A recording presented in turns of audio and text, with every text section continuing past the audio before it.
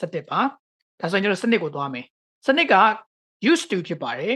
ဟုတ်ပြီနော်အဲ့တော့မိကုန်းလုံးမှာကျွန်တော်ရှေ့မှာ auxiliary verb did ကိုတုံးထားတဲ့အတွက်ကြောင့်ဝယ်ရတော့ဒါမဖြစ်နိုင်တော့ဘူးနော် it's totally impossible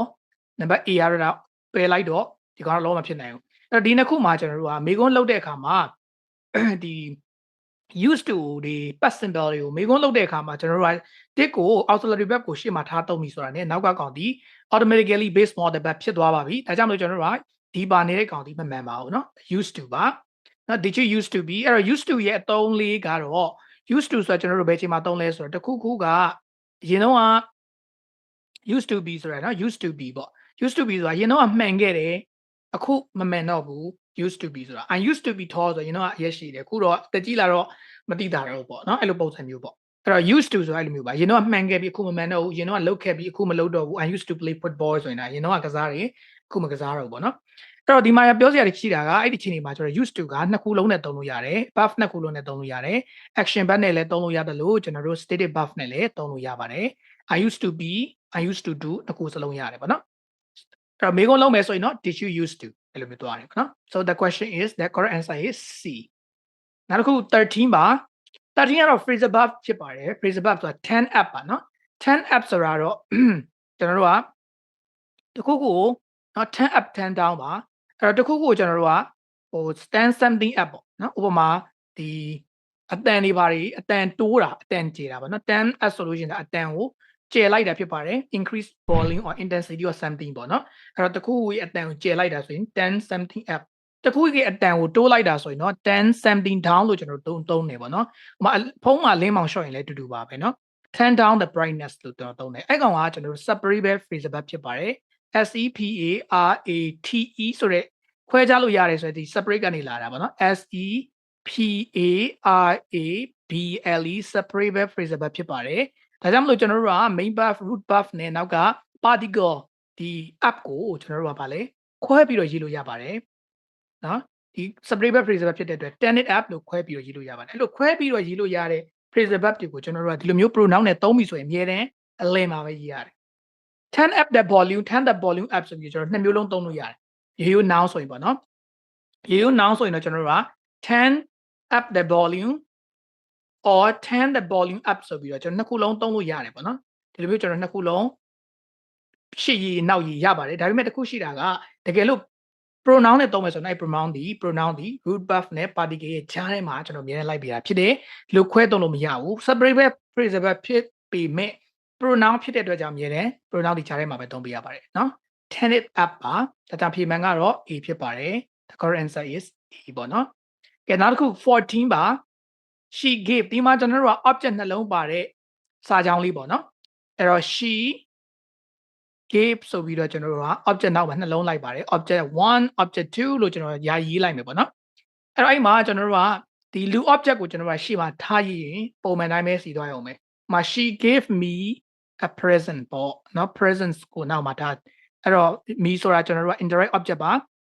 အများအားဖြင့်လူတွေဖြစ်တတ်ပါတယ် a present ကတော့ကျွန်တော်တို့က direct object ပါပစ္စည်းတွေဖြစ်တတ်တယ်ပေါ့နော်ဆိုတော့ subject verb indirect object direct object လို့မျိုးရေးတယ်ပေါ့နော်ဒါပေမဲ့ကျွန်တော် direct object ကိုရှေ့မှာတင်ရေးလို့ရပါတယ်တကယ်လို့ direct object ကိုကျွန်တော်ရှေ့မှာတင်ရေးမယ်ဆိုလို့ရှိရင်တော့ဒီ indirect object ရဲ့ရှေ့မှာ verb ပေါ်မှာမူတည်ပြီးတော့ to သို့မဟုတ် for နဲ့သုံးပြရပါတယ်ဒီ verb ပေါ်မှာမူတည်ပါတယ် to လား for လားဆိုတာကျွန်တော်ဒီ verb ပေါ်မှာမူတည်တာပေါ့နော်မှာblack can ပြီးတယ်တခုခုပစ္စည်း can be give to teach to send နော်အဲ့လိုမျိုး verb တွေဆိုရင်တော့ to နဲ့သုံးရပါတယ် make to by လို့ဆိုရင်တော့ for နဲ့သုံးရတယ်ပေါ့နော်အဲ့လိုမျိုးကျွန်တော်တို့ဒီလိုမျိုးပုံစံမျိုးရေးလို့ရပါတယ်အဲ့တော့ဒီစာကြောင်းတွေကိုဒါကတော့ active form နဲ့ပြောတာပါနော် passive form နဲ့ရေးမယ်ဆိုလဲ object ကနှစ်ခုပါရတဲ့အတွက် object နှစ်ခုလုံးကိုကျွန်တော်တို့ကရှေ့ထားပြီးတော့ရေးလို့ရတယ်ပေါ့နော်ဒီကတော့ to နဲ့ for လေးသုံးတတ်ဖို့ပါတကယ်လို့ကိုက direct object ကိုရှေ့မှာထားခြင်းနဲ့ဆိုရင် indirect object ရဲ့ရှေ့မှာ to or for တခုခုလိုက်မယ်ဆိုတော့ give ဆိုတော့ to နဲ့တွဲပါမယ်ဒါပေမဲ့မလိုပါဘူးသူကဒီမှာ direct indirect object ကိုကျွန်တော်ရှေ့မှာထားတဲ့ပုံစံပါနေတော့ဒါလေးရွေးရုံပါပဲเนาะဒီပုံစံမှန်လားလို့ပြောရင်မမှန်ဘူး to တော့မှန်တယ်ဆိုပေမဲ့ to me ကရှေ့ရောက်နေတယ်တကယ်တမ်း a present ဆိုရင်ဒါ a present to me ဆိုရင်ဒါမှန်ပါပါเนาะ the correct answer is A ပါ15ကိုကြည့်အောင်ပါဒါတော့ဆုံးပုတ်ပါเนาะ15ကတော့ကျွန်တော်တို့ must နဲ့ have to obligation လုပ်ကိုလုပ်ရမယ့်ຢာတွေပြောတဲ့အခါမှာကျွန်တော်တို့ must နဲ့ have to ပြောလို့ရှိပါတယ် identically တော့မတူဘူး 100% တော့မတူဘူးဒါပေမဲ့သူတို့ကနီးစပ်တယ်ပေါ့နော်ဒါပေမဲ့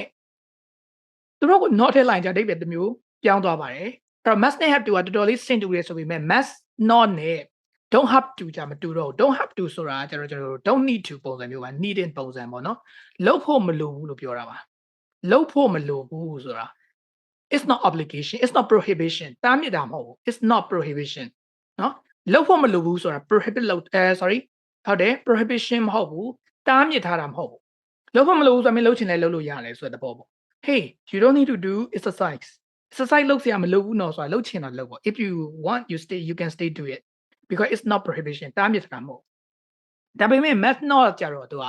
နော်မလုပ်ရဘူး you are not allowed to do ဆိုတဲ့အဓိပ္ပာယ်ပါ you can do it ပါ you are not allowed to do ပေါ့နော်မင်းကိုလုပ်ခွင့်မပြုဘူးဒါဘာလို့လာလဲဆိုတော့ဒါ prohibition ပါတားမြစ်ထားတဲ့အချက်ဖြစ်ပါတယ်အဲ့တော့ तू ကမလုပ်ရဘူးလို့ပြောတာပါနော်အဲ့တော့မလုပ်ရဘူးဆိုတာတားမြစ်တဲ့ prohibition ဖြစ်ပြီးတော့ don't have to ဆိုတာတော့လုပ်ဖို့မလိုဘူး don't need to ဆိုတဲ့ပုံစံပါတားမြစ်ချက်မဟုတ်ဘူးအဲ့တော့ဒီမှာကျတော့ thanks နဲ့ but ဆိုပြီးတော့ပြောရနော်လက်ဆောင်ဝယ်ပေးစရာမလိုပါဘူးဆိုတာမဝယ်ပေးနဲ့လို့ပြောတာမျိုးမဟုတ်ဝယ်ပေးစရာမလိုဘူးလို့ကျွန်တော်ပြောတယ်ဒီမှာလည်း to ပါတဲ့အတွက်ကြောင့် didn't have to ပါနော် didn't have to ကဲဒါဆိုရင်တော့ကျွန်တော်တို့ရမယ်ထင်ပါတယ်11ကကျွန်တော်တို့ neither have I ပါဒီမှာ have ဖြစ်တဲ့အတွက် have ကိုပဲသုံးပေးရတယ်ဒီကောင်ကတော့ did you used to be ပါ number 13ကတော့ကျွန်တော်တို့ separable phrasal verb pronoun ဖြစ်တဲ့အတွက်ကြားထဲမှာပဲရမယ် turn it up she gave me a present ပြီးရင် didn't have to ပေါ့နော်ဖြစ်ပါတယ်ဒါဆိုရင်တော့ကျွန်တော်တို့1 to 15 ထိသင်ခန်းစာပြီးပါပြီဒီ link လေးကိုကျွန်တော်ဒီ video ရဲ့comment တော့ဟုတ်တနေရာမှာထည့်ပေးထားပါမယ်အဲဒီ link လေးကိုပြန်နှိပ်ပြီးတော့ revision နေနဲ့တစ်ကနေပြီးတော့15ထိပြန်လုပ်ကြည့်ပါနော်ပို့ပြီးတော့မှတ်မိသွားအောင်လို့ပါဒီလောက်ဆိုရင်တော့ကျွန်တော်တို့ဒီသင်ခန်းစာလေးကိုနားလည်မယ်လို့ယုံကြည်ပါတယ် see you in the next video